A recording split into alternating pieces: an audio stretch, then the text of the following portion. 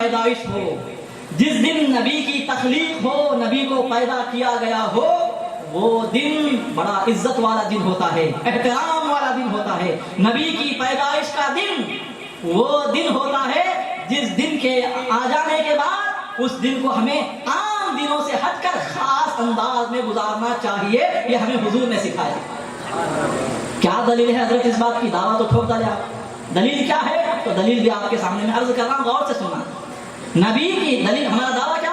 نبی کے آنے کا دن، نبی کے پیدا ہونے کا دن یہ غیر معمولی دن ہوتا ہے، عظمت و عزت والا دن ہوتا ہے، اور لہٰذا اس دن کو خاص طریقے سے گزارنا چاہیے۔ یہ ہمارا دعویٰ ہے۔ اس بات کی دلیل کیا؟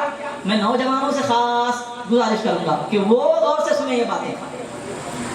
کچھ نوجوانوں کی گردنیں گریبان میں چلی گئی ہیں، ان سے گزارش کر رہا ہوں کہ غور سے سننا۔ نوجوان طبقہ ہمارا سدھر گیا تو ہماری سنیت مضبوط ہے۔ خیر حضرات، ہمارا دعویٰ آپ نے سن لیا، اب اس کی دلیل کیا؟ ایک حدیث ہے، مسند احمد میں ہے، مستدرک علی الصحیحین میں ہے، ابن ماجہ شریف میں ہے، ابو داؤد شریف میں ہے۔ بنیادی طور پر حوالہ میں دے رہا ہوں ابو داؤد شریف کا۔ ابو داؤد شریف بولے تو کیا؟ یہ کتاب ہے حدیث کی، صحاح ستہ جو حدیث کی 6 مشہور و معروف کتابیں ہیں، ان 6 کتابوں میں سے ایک کتاب ہے ابو داؤد شریف۔ کتاب میں حوالہ ہے کہ کہاں؟ کتاب الصلاۃ باب تفریع ابواب الجمعہ کے تحت حضرت اوس بن اوس صحابی ہیں، حضرت اوس، ان کے والد کا نام بھی ہے اوس، تو حضرت اوس بن اوس رضی اللہ تعالیٰ عنہ حدیث پاک کے راوی ہیں۔ وہ فرما رہے ہیں کہ نبی رحمت علیہ الصلوۃ والسلام نے ارشاد فرمایا، ان من افضل ایامکم یوم الجمعہ، اے مسلمانوں، اے لوگو، جمعہ کا دن یہ تمہارے دنوں میں سب سے افضل دن ہے۔ ان من افضل ایامکم یوم الجمعہ، جمعہ کا دن تمہارے جو دن ہیں، ہفتہ، اتوار، پیر، منگل، چہارشنبہ، جمعرات، جمعہ، یہ 7 جو دن ہیں، ان دنوں میں جمعہ کا دن یہ افضل ہے۔ یہ دعویٰ ہے حضور کا، کہ حضور کی طرف سے کیا ہوا؟ دعویٰ ہوا کہ جمعہ افضل دن ہے۔ اب اس کی دلیل بھی ہونا نا، حضور دلیل بھی دے رہے ہیں کہ جمعہ افضل کیوں ہے۔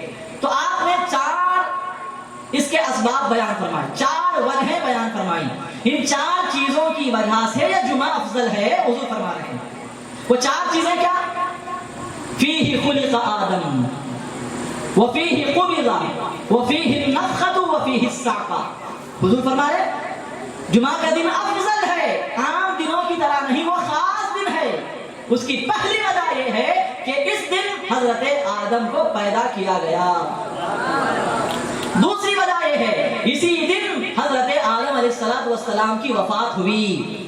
تیسری وجہ یہ ہے اسی دن نفخہ اولا، پہلی مرتبہ سور پھونکا جائے گا، یعنی قیامت آئے گی۔ اور چوتھی وجہ یہ ہے اسی دن، جمعہ کے دن ہی تمام لوگوں کو نفخہ ثانیہ کے ذریعے، دوسرا سور پھونکے جانے کے ذریعے ان کی قبروں سے اٹھا کر میدان حشر میں جمع کیا جائے گا۔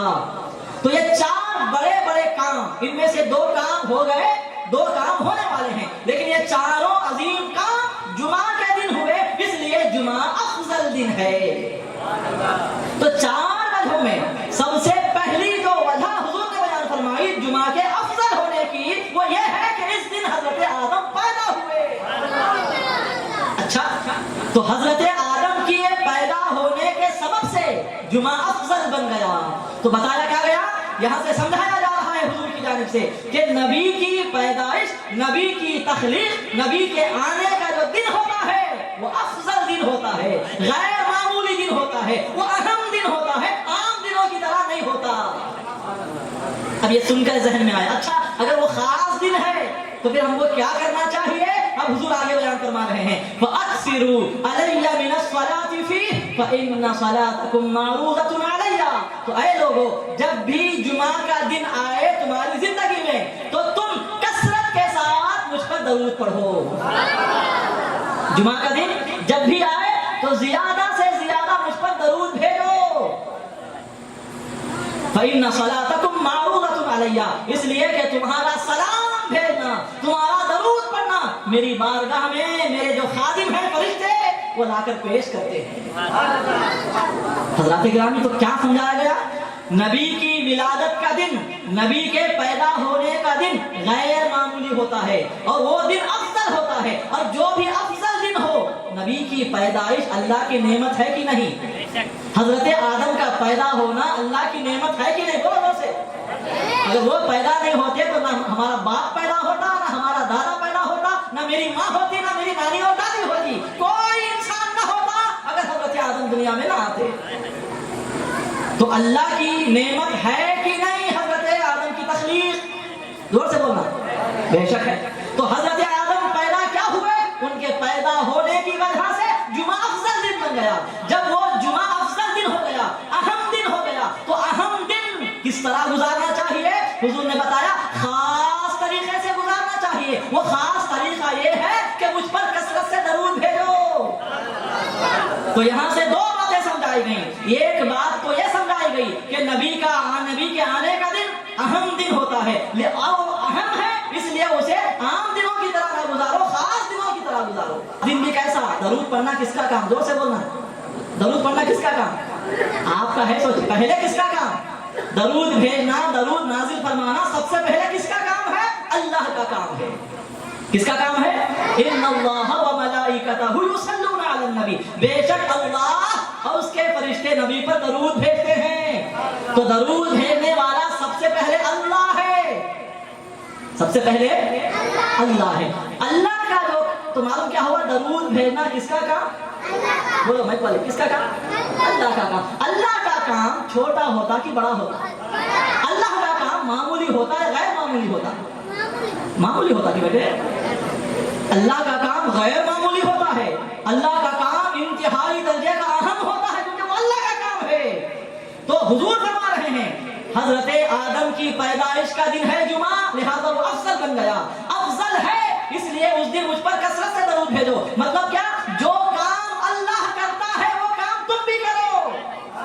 اشارہ دیا جا رہا ہے کہ نبی کے پیدا ہونے کا دن آئے تو اسے عام دنوں کی طرح سوتے سوتے نہیں گزارنا، اس دن بڑا اہم کام کرنا۔ یہی وجہ ہے کہ عام دنوں میں ہم جلوس نہیں نکالتے، میلاد آتا ہے تو جلوس نکالتے ہیں۔ عام دنوں میں جھنڈے نہیں لہراتے، میلاد آتا ہے تو جھنڈے لہراتے ہیں۔ عام دنوں میں ہم اس طرح دعوتوں کا اہتمام نہیں کرتے، میلاد آتا ہے تو گھر گھر سے دعوتوں کا اہتمام ہوتا ہے۔ عام دن آتے ہیں تو اس طرح ہم بڑے جوش و خروش و جذبے کے ساتھ جلسوں کا اہتمام نہیں کرتے۔ میلاد کا مہینہ جو ولادت مصطفیٰ کا مہینہ ہے وہ آتا ہے تو ہم جلسے جلوس بڑے جوش و خروش کے ساتھ کرتے ہیں۔ کیوں؟ کیونکہ حضور نے تعلیم دی ہے کہ نبی کی پیدائش کا دن معمولی نہیں ہوتا، غیر معمولی ہوتا ہے، لہذا اس دن کو عام طریقے سے نہ گزارو، خاص دن بنا کر گزارو۔ طریقہ کیا ہے؟ جو کام اللہ کرتا ہے وہ کام تم بھی کرو، یعنی مجھ پر درود بھیجو۔ اب صحابہ کو معلوم تھا ہمارے عقیدے میں تو کیا بھی خرابی نہیں ہے اور ہونے والی بھی نہیں ہے، کیونکہ ایمان ہمارے سامنے ہے۔ حضور ایمان ہے، وہ ایمان ہی جسم کی صورت میں ہمارے سامنے ہے، ہمارے عقیدوں میں خرابی نہیں آ سکتی۔ لیکن آئے گا ایک زمانہ، ایک دور آئے گا جو انسانی صورت میں انسان نہیں ہوں گے، ایسے پیدا ہوں گے۔ ان کا عقیدہ ہوگا کہ حضور تو معاذ اللہ مر کر مٹی میں مل گئے، ان کا عقیدہ ہوگا کہ ایمان ختم ہو گیا، حضور معاذ اللہ دنیا سے ہمیشہ کے لیے رخصت ہو گئے، اب ان کی قبر میں ان کا کوئی نام و نشان نہیں ہے۔ ایسے غلط عقیدے والے بھی پیدا ہونے والے ہیں، صحابہ جانتے تھے، لہذا ہمارے لیے صحابہ نے ایک سوال کیا اور ہمارے ایمان کی انہوں نے حفاظت فرمائی۔ سوال کیا تھا؟ سوال یہ تھا یہ سن کر کہ مجھ پر درود بھیجو، اس لیے کہ تمہارا درود میری بارگاہ میں پیش کیا جاتا ہے۔ یہ سننا تھا کہ صحابہ نے عرض کیا اے اللہ کے رسول وَكَيْفَ تُعْرَضُ صَلَاتُنَا عَلَيْكَ وَقَدْ عَلِمْتَ، یا رسول اللہ اب تو آپ ہیں، فرشتے لا کر درود پیش کرتے ہیں، آپ کا اگر انتقال ہو جائے، آپ کی اگر وفات ہو جائے تو وفات کے بعد ہمارا درود آپ کی خدمت میں پہنچے گا بھی کہ نہیں پہنچے گا؟ آپ کی وفات کے بعد ہم درود پڑھنے کا، جمعہ میں کثرت کے ساتھ درود پڑھنے کا ہم اہتمام کرتے رہیں یا بند کر دیں؟ کیا ہے یا رسول اللہ اس بارے میں آپ کا ارشاد؟ یہ سن کر میرے مصطفیٰ کریم نے ارشاد فرمایا ان اللہ عز وجل حرم علی الارض اجساد الانبیاء، اے صحابیو فکر نہ کرو، غم نہ کرو، میں فقط یہ اعتبار سے تم سے چھپنے والا ہوں، ہمیشہ کے لیے چھپنے والا نہیں ہوں، میرا تعلق ہمیشہ تم سے قائم و دائم رہے گا، اس لیے کہ اب جیسے میں تمہارے سامنے موجود ہوں اسی طرح قبر میں جانے کے بعد بھی موجود رہوں گا۔ وجہ کیا ہے؟ وجہ یہ ہے کہ اللہ رب العزت نے زمین پر انبیاء کرام کے جسموں کو رتی برابر نقصان پہنچانا بھی حرام کر دیا ہے۔ لہذا جمعہ افضل ہے، جب بھی آئے قیامت تک، جب تک تم زندہ رہو، ہر جمعہ کثرت کے ساتھ میرے آدم پر درود بھیجنے کی کثرت سمجھا۔ حضرت آدم جمعہ کو پیدا ہوئے تو درود بھی کس پر بھیجنا تھا؟ حضرت آدم پر، لیکن حضور کیا بول رہے؟ آدم پیدا ہوئے لہذا مجھ پر کثرت سے درود بھیجو۔ یہ کس لیے؟ کیا بتانا چاہ رہے مصطفیٰ کریم؟ آدم پیدا ہوئے لہذا ان کی خدمت میں نذرانے پیش کرو، درود کے، سلام کے، دعاؤں کے، اپنی غلامی کی حیثیت سے جو کچھ تم سے ہو سکتا ہے ان کی خدمت میں پیش کرو۔ یہ بولتے بات سمجھ میں آتی، لیکن حضور یہاں بتا رہے ہیں پیدا آدم ہوئے لیکن درود مجھ پر بھیجو۔ اس کا سبب یہ ہے، بتانا چاہ رہے ہیں ارے لوگو، آدم جسے تم کہتے ہو وہ میرا ہی ایک جلوہ ہے۔